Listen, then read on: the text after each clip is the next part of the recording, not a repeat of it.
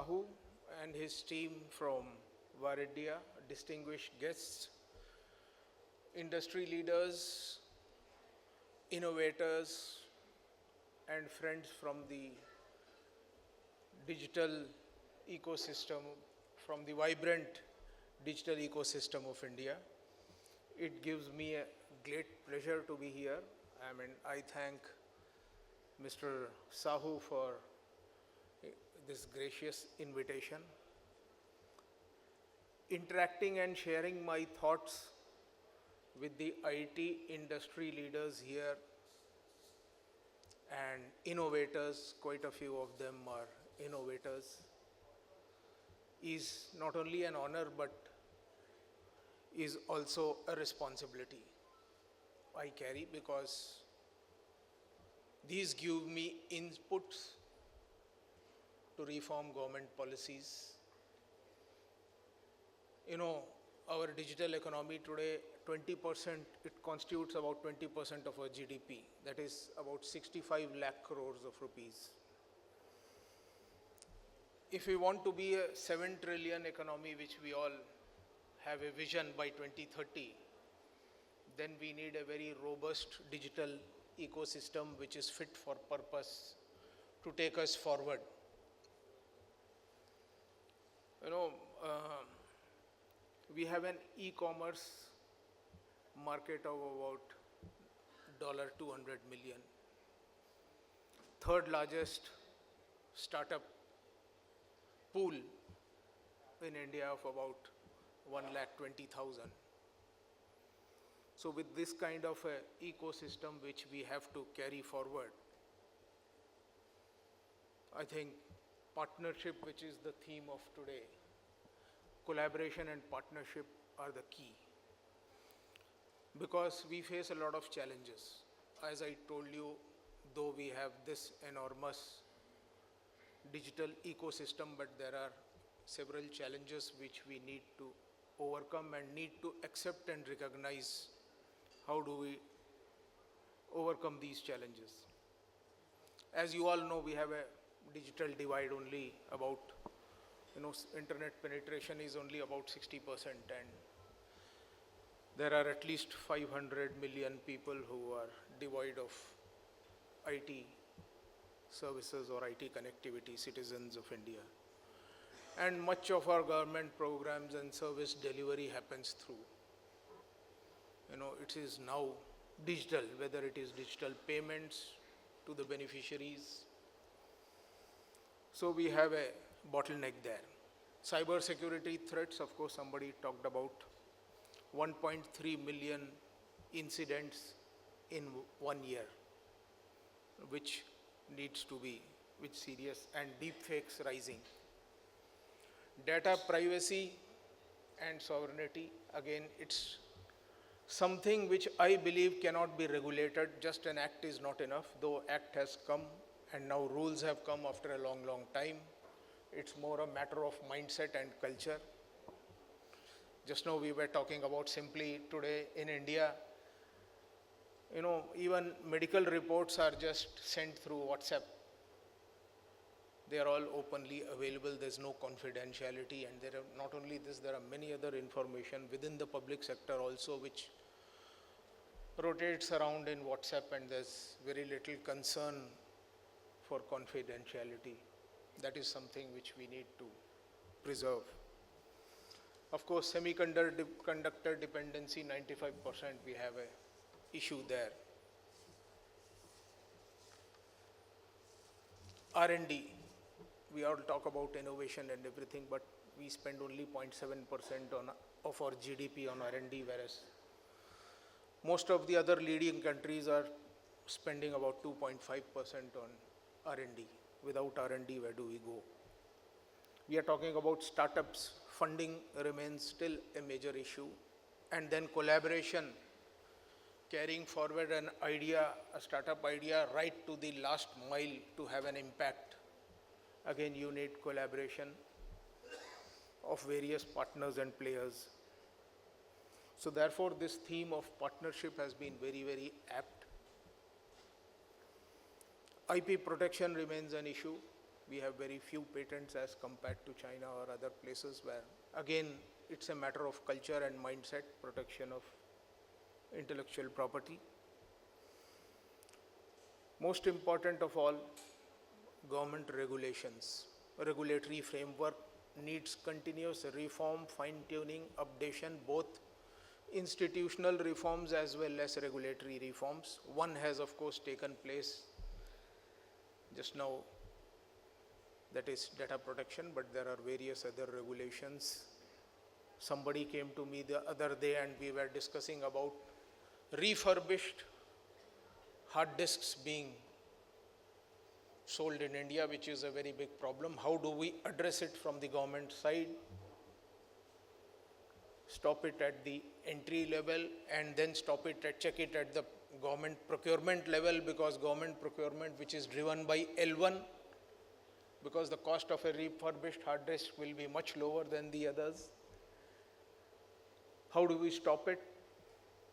What kind of pre-qualification do we have to stop vendors from being able to sell such product, or at least have some restrictions on these, or at least a quality premium on those which are original? These are all challenges which we have to come up with some regulatory reforms. And that is why I find this kind of a forum good for interaction and carrying forward some views. I have given some, I had requested Dr. Sahu to also give a feedback from the audience or from the participants as to the challenges faced by the IT industries, and especially in the recent, the innovation startups, etc., so that it can be used as an input for reforming policies when we revisit all these challenges from the policy side. Another important problem is MSME, and I believe just like pharma, 80% of the pharma is in MSMEs. Same with IT, I am sure 75% of them will be in MSME. A lot of them are in MSME, and maybe Mr. Panikkar and Mr. Chopra survived, but again, MSME is a big challenge. How do we bring them up? And I feel we have let down the MSMEs over the years. And I know the challenges they face, right from financing, though there are government schemes to promote MSMEs, but they are all stuck up with some or the other bottleneck, or they are rigged in some way or the other, which we need to plug, and we are all working on that. In fact, we are doing a review of that, the whole MSME promotion in India and how to overcome these challenges. Procurement, of course, government is a biggest procurement, biggest buyer of IT and IT systems in the coming times, because again, public procurement in India constitutes another 25% of the GDP. And now a lot of IT procurements are happening. There again, there are challenges, specifications, because any procurement starts with specifications. You have GEM, and GEM is today the world's biggest government e-marketplace, because with almost we are reaching 5 lakh transactions per annum. I mean, procurement worth of 5 lakh crores per annum. So with this kind of figures, now GEM has a lot of issues. How do we solve? There are bottlenecks which need to be reformed. And much of the IT procurement and of IT goods and services happens through GEM. Quality concerns remain. Specifications, vendor management, vendor development, all these remain challenges. In fact, we are collaborating with Ministry of Information Technology to develop a centralized digital vendor registration system where vendor credentials are maintained, because not only for IT, for across, whether it is infrastructure project, because vendor management is very important. You need vendors with credentials to participate, so that we have a merit-based tendering system and bidding system, and bids are not rigged. That challenge we are working on, and of course I will be carrying forward the inputs from you. Today's era, when 6G is on the horizon and AI is reshaping our decision making, and we have quantum and cloud computing is no longer science fiction, it's a reality. We also have challenges on how to regulate them, how to regulate AI so that it is not misused, or rather the algorithm is not biased, especially when you have lending or other applications of AIs, so it's not biased. All these issues are there. How do we regulate? So these are some of the thoughts I leave you with, and of course you are always welcome. These kind of forums also act a very important platform to generate ideas, or ponder over these challenges, and so that you can raise your common concerns, which can be voiced and carried forward to the appropriate forums for necessary action. Tonight we honor those who have, we are honoring all the awardees, and I believe going by collaboration and partnership, which is the theme. So all these awardees are not just being awarded for developing a product, but they have developed bridges, they have converted ideas into values through collaboration, and that's why. And all these, it's not based on individual excellence, but whatever you achieve, a lot of collaborative effort also goes into it.